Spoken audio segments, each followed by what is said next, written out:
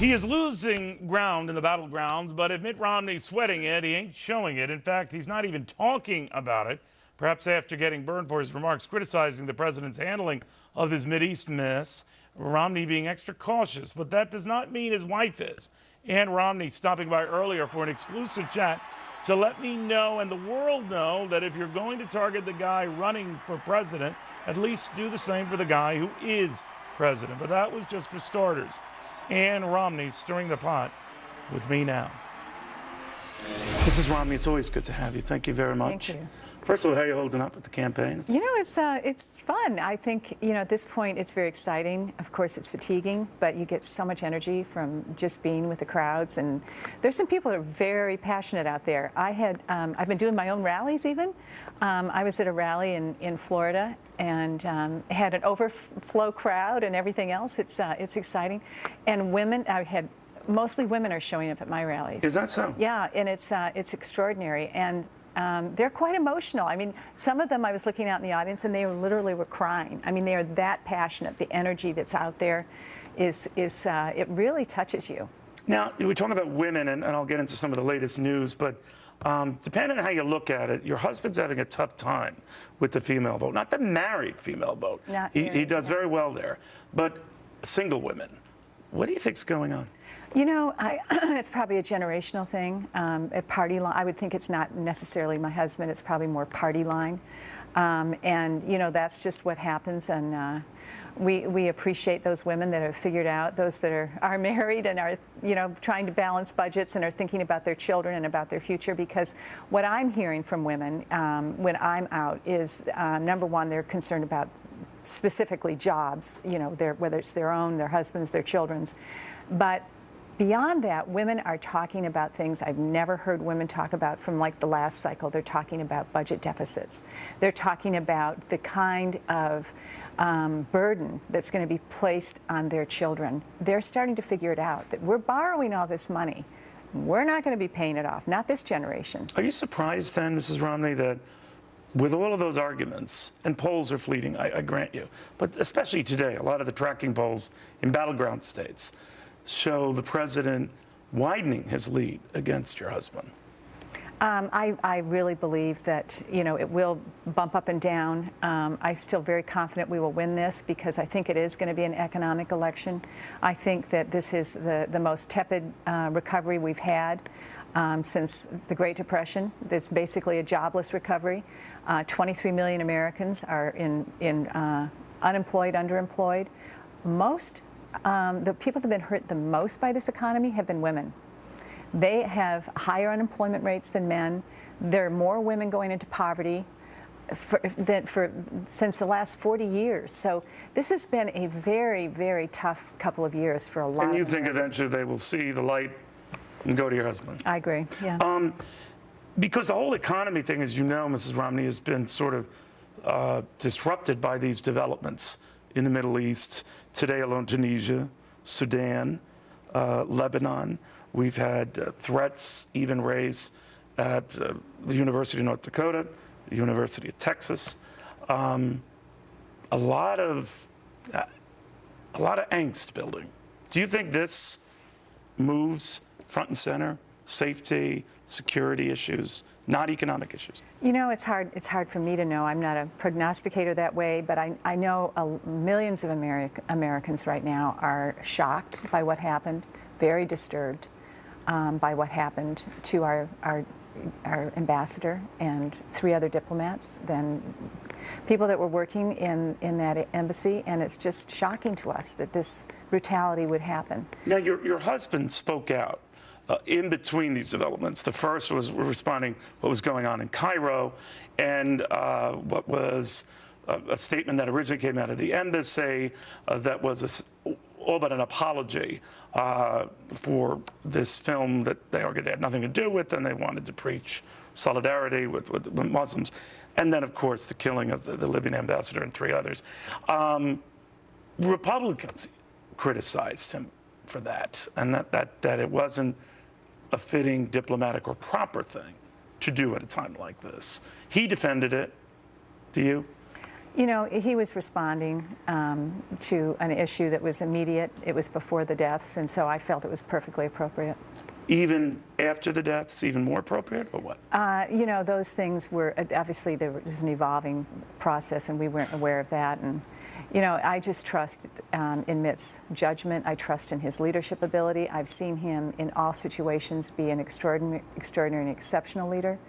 I really do trust the guy for any kind of crisis this country will face, whether it's economic or military. What do you think is going on here? Because the point your husband made, Mrs. Romney, is that this spreading anti-American violence is a reflection on how poorly the folks of that part of the world think about us and view us. Was that a leap? Can you saddle President Obama with that? You know, I'm not going to be one to start making those kinds of claims. I just recognize that right now, I think all Americans are understanding that this is a reminder that freedom is not free, that there is a high risk and a very tenuous grip that a lot of us feel that this could explode at any time. But do you feel your husband's damned if he does, damned if he doesn't? If he doesn't speak out, people would have said, why aren't you speaking out? When he does speak out, you're doing so in the middle of a very sensitive situation. That's the risk you run when you're in such a microscope as we're in right now, and I think that was part of the reason why when I was considering running again, for me last time I was like, never again. I mean, this is all, you know, the criticisms, the anger, the disruption, all these things that happen when you run for this office. It's very disturbing to a family, very tough on a family. And I basically said, I'm never going to do this again. And yet here I am. And so what changed? And what changed for me is recognizing that America and where we're heading as a nation is so important right now, and that we need leadership, and I trust that that kind of leadership is going to be given by my husband.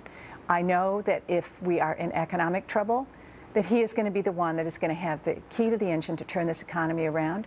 I know he's going to be serious about the budget deficits and the looming budget deficits that we're facing, and not going to make sure that we don't pass those on to our children. And you think it's those economic issues, and whether he was right or wrong to respond to what's happening in the Middle East? As you said, he's going to be right for some people and wrong for others, no matter what he does. Well, John Sununu, the former governor, a very close friend of obviously yours and your husband's, has said there is a bit of a double standard. I'm paraphrasing a bit here, Mrs. Romney, but he said there isn't nearly the zeal to go after the president, not even knowing whether Egypt's an ally or not, than there is for your husband commenting on what's going on over there. Well, as you know, we always feel like we're getting picked on more than anyone else. It's just what happens. And do you think the media is fair to you? That is going to get me in trouble if I answer that honestly. But do you think it's disproportionately so? John Sununu had said that any mistake you guys make is exaggerated, and not so with the president. Now, that's his view. He has a bias. He likes your husband, likes you. But do you agree with that? Well, I always think that, you know, anyone that's getting picked on has a bias as well.